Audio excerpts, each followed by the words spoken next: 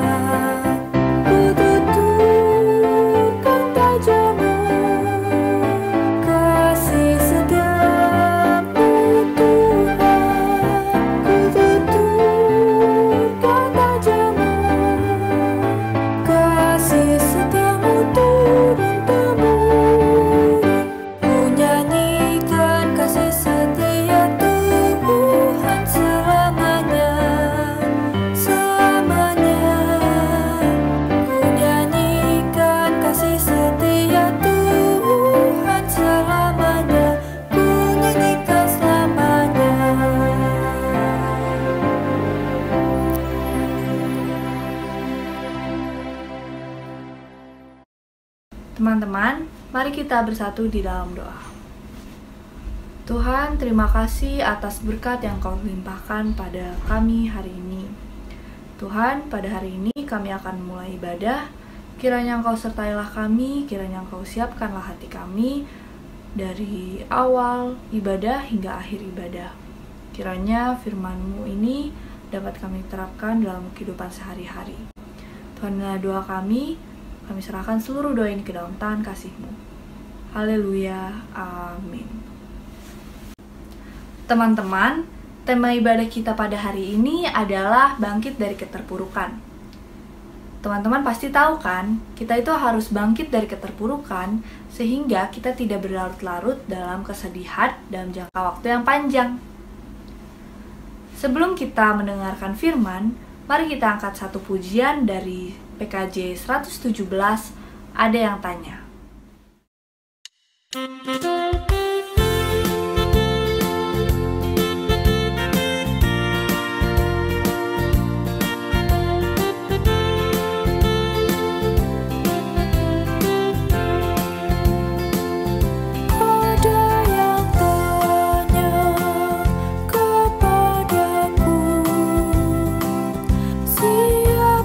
Yesus yang jadi junjunganku.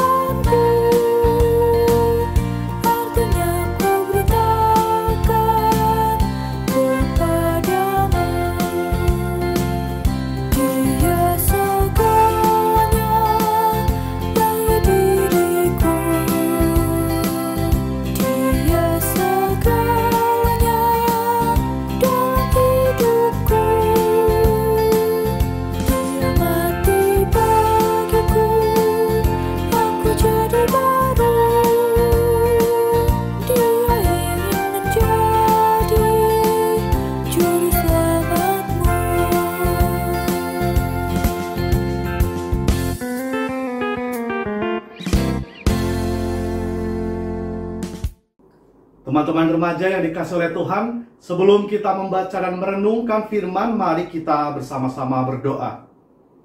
Tuhan Allah yang Maha Baik, kami kembali datang menghadap Engkau untuk memohon penyertaan. Ketika pada saat ini kami akan bersama-sama membaca dan merenungkan firman-Mu, tolonglah kami supaya kami dapat memahami kehendak Tuhan untuk kemudian kami lakukan di dalam kehidupan kami sehari-hari. Kiranya Tuhan juga menuntun hamba-Mu yang menyampaikan, biarlah di dalam keterbatasan dan kelemahannya, Tuhan berkenan untuk memberikan hikmat selalu. Dalam nama Kristus kami sudah berdoa, amin. Teman-teman, mari kita buka Alkitab kita dari 2 Timotius pasal 1, ayat 3 sampai dengan ayat ke-5. 2 Timotius 1, ayat 3 sampai ayat yang ke-5. Aku mengucap syukur kepada Allah yang kulayani dengan hati nurani yang murni seperti yang dilakukan nenek moyangku. Dan selalu aku mengingat engkau dalam permohonanku baik siang maupun malam. Dan apabila aku terkenang akan air matamu yang kau curahkan, aku ingin melihat engkau kembali supaya penuhlah kesukaanku. Sebab aku teringat akan imanmu yang tulus ikhlas, yaitu iman yang pertama-tama hidup di dalam nenekmu Lois dan di dalam ibumu Eunike, dan yang aku yakin hidup juga di dalam dirimu. Demikianlah pembacaan firman Tuhan. Yang berbahagia adalah setiap kita yang mendengarkan firman Tuhan dan yang memeliharanya di dalam kehidupan kita sehari-hari. Haleluya. Selamat hari Minggu, teman-teman yang dikasih oleh Tuhan. Gimana kabarnya? Semoga tetap sehat, semangat, dan sukacita di dalam Tuhan. Teman-teman, pernah nggak sih teman-teman merasa galau, merasa sedih, kemudian merasa kecewa, sampai akhirnya mendengarkan lagu-lagu yang galau juga? Pada tahun 2015 ada lagu yang populer ya, judulnya Butiran Debu, dinyanyikan oleh Rumor. Lagunya banyak didengarkan oleh mereka yang sedang patah hati, putus cinta, dan merasa galau hatinya. Refnya begini. Aku terjatuh dan tak bisa bangkit lagi. Aku tenggelam dalam lautan luka dalam. Aku tersesat dan tak tahu arah jalan pulang. Aku tanpamu butiran debu. Lagu ini teman-teman menggambarkan keterpurukan seseorang yang merasa sedih karena tidak bisa hidup bersama-sama dengan orang yang dikasihi. Apakah itu kekasih hati atau pacar misalkan. Tetapi lagu ini juga bisa untuk menggambarkan rasa kehilangan terhadap orang-orang yang selama ini dekat dengan kita. Sebegitu besar rasa kehilangannya, kesedihannya sampai merasa nggak bisa nih bangkit lagi. Nggak ada harapan, hidup di dalam keterpurukan. Nah teman-teman, mungkin kita pernah ngalamin ya peristiwa yang membuat kita terpuruk, merasa gagal, nggak bisa lagi nih melanjutkan hidup, aduh bagaimana? Misalkan ketika kita mendapatkan nilai jelek, merasa sudah belajar, tetapi ketika ujian kita grogi, akhirnya hasilnya kurang memuaskan. Atau kita ikut lomba tertentu, tetapi kalah padahal sudah mati-matian berlatih. Akhirnya merasa nggak layak, merasa nggak berharga. Atau ada di antara kita yang pernah gagal diterima di sekolah atau kampus yang kita inginkan, lalu merasa sedih, merasa kecewa dan marah. Atau terpuruk nih karena situasi hidup yang saat ini kita alami di tengah situasi pandemi. Sekolah online, kita nggak bisa maksimal di dalam menyerap pelajaran. Juga belum rasa jenuh yang kita alami. Juga ada orang-orang, teman-teman kita yang mungkin terpuruk karena merasa kesepian, merasa terasing dari lingkungan sekitarnya. Ada yang mengalami bullying, diskriminasi, dan lain sebagainya. Lalu merasa gagal di dalam mengenali identitasnya, merasa gagal menempatkan diri sebagai remaja, merasa juga tidak diterima oleh teman-temannya. Nah, teman-teman yang dikasih oleh Tuhan, kita mendapati bahwa memang ada masa-masa di mana kita berhadapan dengan masalah ataupun persoalan. Kadang-kadang persoalan itu begitu sulit sampai membuat kita ada di titik yang paling rendah. Dampaknya hati kita menjadi nggak sukacita. Kita malas makan, kita malas berdoa, dan nggak punya motivasi hidup. Lalu kita mempertanyakan kepada Tuhan, mengapa ini semua terjadi kepadaku ya Tuhan? Mengapa aku harus mengalami peristiwa yang sulit ini? Teman-teman, bagaimana sih seharusnya sikap remaja Kristen ketika kita berhadapan dengan persoalan yang berat yang berpotensi untuk membuat kita terpuruk? Yuk kita lihat bacaan Alkitab kita yang mengisahkan atau mencatat surat yang ditulis oleh Rasul Paulus kepada Timotius. Timotius ini adalah anak didik Paulus, ya. Khususnya surat ini juga ditulis saat Paulus sedang ada di dalam penjara di kota Roma. Kita melihat gak mudah ternyata menjadi Rasul Kristus. Gak mudah untuk mewartakan kebenaran tentang Kristus dan karyanya bagi dunia. Paulus berulang kali mendapatkan penolakan, mendapatkan ancaman pembunuhan. Ia pun merasakan kesepian karena ia sendiri terkadang bahkan di tengah penjara. Sakit fisik ia alami, sakit secara psikis, secara mental juga tentu ia rasakan. Dan juga seringkali didapati bahwa banyak umat yang dulu berhasil ya dipertobatkan oleh Paulus, rupanya masih belum bisa setia kepada Tuhan Yesus.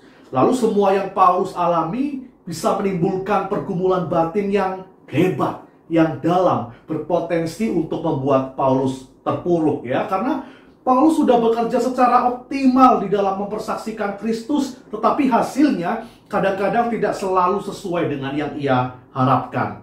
Makin Paulus semangat, rupanya tantangannya juga semakin berat. Tapi apakah Paulus kemudian menjadi terpuruk? Ternyata tidak, teman-teman. Meskipun kadang-kadang ia merasa sedih, berbeban berat, tetapi ia menyadari keberadaan dirinya sebagai Rasul Tuhan. Di tengah situasi atau pergumulan hidup yang ia alami, Paulus mau untuk datang kepada Tuhan, untuk berusaha mendapatkan kekuatan dari Tuhan. Dan di dalam pergumulannya, Paulus terus mendorong dirinya untuk tetap percaya dan tetap yakin kepada Tuhan. Maka di dalam suratnya kepada Timotius pun, Paulus berusaha untuk meneguhkan Timotius, supaya Timotius tidak patah semangat, tidak menyerah di dalam mempersaksikan Kristus.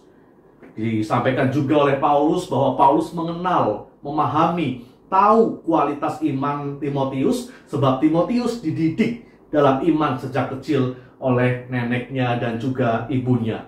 Maka Paulus meminta Timotius untuk selalu semangat, untuk tabah, untuk tekun, apalagi di tengah pekerjaannya untuk melayani Tuhan, untuk mempersaksikan Injil kepada banyak orang, dan bahkan di tengah pergumulan ia didorong untuk terus bisa menyemangati orang lain atau memotivasi orang lain. Nah, teman-teman remaja yang dikasih oleh Tuhan, mengalami keterpurukan bisa dialami oleh siapa saja, termasuk juga remaja. Jangan dikira ya karena remaja itu masih muda kemudian tidak punya persoalan. Ada teman-teman kita yang mungkin hidup di tengah keluarga yang broken home. Ada teman-teman kita atau mungkin kita sendiri yang pernah mengalami krisis identitas tentang siapa sih aku di tengah lingkunganku, di tengah keluarga. Ada juga mungkin teman-teman remaja yang pernah mengalami putus cinta atau putus persahabatan, punya konflik dengan teman-teman sebaya. Ada juga yang mengalami tekanan dari lingkungan yang menuntut kita untuk menjadi yang mereka mau. Ada juga bahkan banyak yang merasakan kesepian atau tidak punya teman dan tidak bisa melanjutkan harapan, cita-cita atau impiannya, misalkan yang terkait dengan studi. Dan saking beratnya, maka kadang-kadang orang-orang atau teman-teman remaja ini menjadi melampiaskan kepada hal-hal yang kurang baik. Misalkan pergaulan yang bebas, pergaulan yang buruk, bahkan ada juga yang terjerumus ke narkoba. Teman-teman remaja, persoalan bisa datang kapan saja, tetapi Tuhan ingin kita tidak terpuruk. Sadari bahwa kesulitan, kegagalan bisa terjadi kapanpun dan dimanapun di dalam babak-babak kehidupan manusia. Ada bagian yang bisa kita kendalikan, ada bagian yang memang tidak bisa kita kendalikan. Misalkan, Kak Andri pernah punya mimpi untuk melanjutkan studi di jurusan teknik kimia. Tapi rupanya karena Kak Andri buta warna, maka Kak Andri tidak boleh atau tidak bisa berkuliah di jurusan teknik kimia dan harus pindah ke jurusan yang lain. Pada waktu itu Kak Andri juga merasa terpuruk karena ada rasa sedih, kecewa, kesal, bingung harus bagaimana. Tetapi rupanya Kak Andri berusaha untuk menyadari bahwa rupanya ada bagian yang tidak bisa dirubah, misalkan terkait dengan buta warna yang Kak Andri miliki. Tetapi ada juga bagian yang bisa Kak Andri ubah, misalkan motivasi Kak Andri, harapan Kak Andri, kegigihan Kak Andri untuk mencoba hal yang baru, yang sebelumnya mungkin tidak pernah terpikirkan. Artinya, sebagai remaja Kristen kita didorong terus jadi pribadi yang tangguh dan kuat, supaya nggak gampang terpuruk saat berjumpa dengan masalah. Kita diminta untuk punya kemampuan beradaptasi atau menyesuaikan diri dengan lingkungan, dengan situasi yang ada, juga untuk menjaga diri tetap sehat, ya, karena kalau kita stres, tidak hanya mental kita yang sakit, tetapi fisik kita juga bisa ikut sakit. Dan sebaliknya, milikilah selalu semangat dan kreativitas untuk membuat perubahan. Apa yang bisa kita lakukan nih untuk bisa bangkit dari keterpurukan kalau suatu saat kita berhadapan dengan persoalan yang sulit? Yang pertama adalah kita harus menyadari bahwa kita itu nggak sendiri loh. Ketika kita lemah, maka kita bisa datang kepada Tuhan melalui pujian atau melalui doa. Cari kekuatan kepada Tuhan seperti yang dilakukan oleh Paulus. Belajarlah untuk mengungkapkan dengan jujur apa yang menjadi pergumulan kita kepada Tuhan, karena Tuhan sayang pada kita. Kemudian yang kedua, mari kita belajar untuk menjadi pribadi yang terbuka, mau bercerita kepada keluarga, kepada papa, mama, atau orang-orang yang ada di sekitar kita, kakak, adik kita, ke teman kita, ke sahabat kita juga bisa. Kalau punya persoalan yang berat, jangan disimpan sendiri, tetapi coba komunikasikan dengan orang-orang yang mungkin bisa ikut mendoakan kita, mendukung kita, membantu kita supaya kita menjadi kuat. Yang ketiga, mari kita mengolah diri kita. Bagaimana kita bangkit ya dari keterpurukan juga sangat tergantung dari bagaimana kemauan kita untuk menjadi pulih. Maka ketika berhadapan dengan persoalan, ayo kita coba untuk menenangkan diri terlebih dahulu. Ekspresikan perasaan sedih kita, kesal kita. Tetapi ingat, gak boleh berlarut-larut ya. Jadi kita mengenali perasaan kita, cobalah terima situasi yang ada. Berdamai dengan persoalan yang ada, supaya kita tidak menjadi orang yang anti persoalan, karena persoalan juga ada dan membuat kita belajar dan bertumbuh darinya. Maka ada hal-hal yang bisa kita lakukan, seperti memotivasi diri sendiri, mencoba hal-hal baru yang sebelumnya kita nggak pernah pikirkan. Lalu kemudian buatlah sebuah tindakan atau aksi konkret untuk bangkit dari keterpurukan, ya. Dan kita mencoba untuk terus menjadi pribadi remaja Kristen yang tangguh, yang kuat, yang gak gampang lemah iman. Misalnya kalau kita sedang mendapatkan nilai ujian yang kurang baik, ya jangan kemudian galau atau melo, tetapi coba koreksi diri. Apa yang harus kita perbaiki? Begitu pula kalau kita sedang merasa kesepian, sepertinya tidak ada yang bisa mengerti diri kita. Jangan salah, datanglah kepada Tuhan, berdoa kepada Tuhan dan minta supaya Tuhan membalut luka kita, menenangkan jiwa kita, dan boleh kita bercerita kepada orang-orang yang juga mau untuk mendengarkan curhatan kita dan turut mendoakan kita. Maka teman-teman, selamat mencoba, berusaha, berjuang, menjalani hidup dengan semangat dan kreativitas. Jangan takut ketika berhadapan dengan persoalan, karena dari persoalan dan tantangan kita belajar untuk menjadi pribadi yang dewasa. Tuhan Yesus memberkati. Saat teduh untuk kita.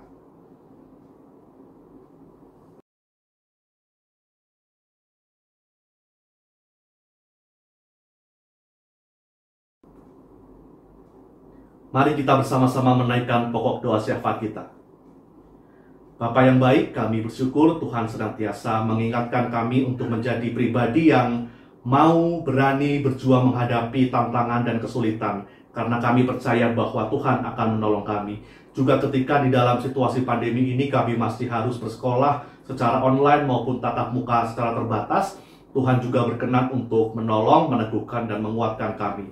Berikan kami keteguhan hati, berikan kami kedisiplinan dan ketekunan untuk melakukan apa yang menjadi tugas dan tanggung jawab kami dengan baik. Berkati orang tua ataupun anggota keluarga yang senantiasa mendukung kami, berkati pekerjaan mereka, dan biarlah apa yang menjadi pergumulan Tuhan juga boleh turut campur tangan. Berdoa pula ya Tuhan untuk Komisi Remaja GKI Jati Bening Indah, di tengah panggilannya untuk terus menghimpun persekutuan, kesaksian, dan pelayanan. Tuhan boleh memakai kami untuk menjadi komisi remaja yang terus berdampak bagi teman-teman remaja yang ada di dalamnya maupun bagi lingkungan sekitarnya. Bahwa usia muda kami juga mampu dan mau untuk terus berkarya. Tidak ada alasan bagi kami untuk tidak melayani Tuhan. Tidak ada alasan bagi kami untuk tidak mengekspresikan, untuk membuat sesuatu yang menyenangkan hati Tuhan melalui pelayanan kami ataupun kreativitas kami. Kami juga berdoa ya Tuhan bagi bangsa dan negara kami. Di tengah situasi pandemi ini, Tuhan boleh hadirkan ketenangan, Tuhan menolong para pasien, para tenaga medis ataupun dokter yang merawat para pasien, berkati pemerintah di dalam upaya vaksinasi yang masih terus berlangsung. Tuhan juga kiranya hadirkan damai sejahtera dan cinta kasih di tengah bumi Indonesia ini. Dan pakailah kami senantiasa remaja Kristen untuk mewartakan cinta kasih dan pengharapan Kristus yang sejati. Inilah doa kami ya Tuhan, yang kami alaskan di dalam satu nama Tuhan Yesus Kristus. Kami sudah berdoa. Amin. Teman-teman, saatnya memberikan persembahan. Kalian bisa menitipkan persembahan kepada orang tua, atau kalian juga bisa langsung datang ke kantor gereja. Sebelum kita mengakhiri ibadah ini, mari kita angkat satu pujian dari KJ 340, Hai Bangkit Bagi Yesus.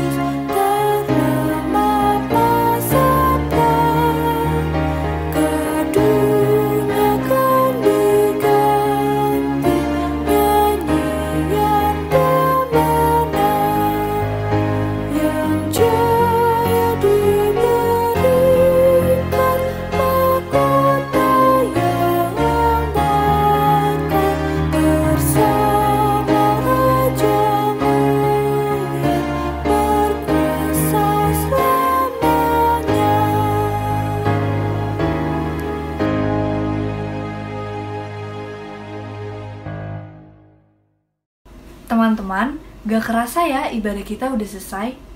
Meskipun begitu, kita harus tetap bersukacita dan tetap semangat.